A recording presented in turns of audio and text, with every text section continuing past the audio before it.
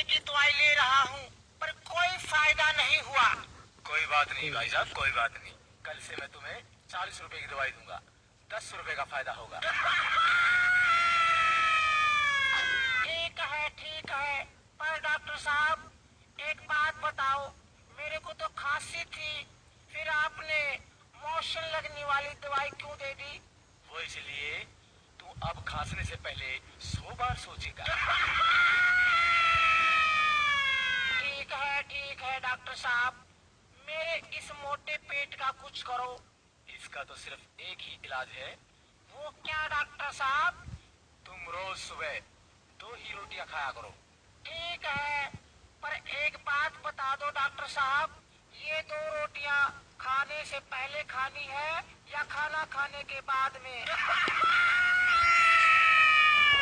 ओहो, चल रोटियों को छोड़ो। स्वास्थ्य के लिए आप रोज एक्सरसाइज किया करो। डॉक्टर साहब, मैं रोज फुटबॉल खेलता हूँ, क्रिकेट और टेनिस भी खेलता हूँ। अच्छा ये बताओ, तुम रोज कितनी देर खेलते हो? जब तक मोबाइल की बैटरी खत्म नहीं हो जाती। ओहो, बड़े मूर्ख हो यार, तुम तो पागल हो गए हो। कैसे हुए?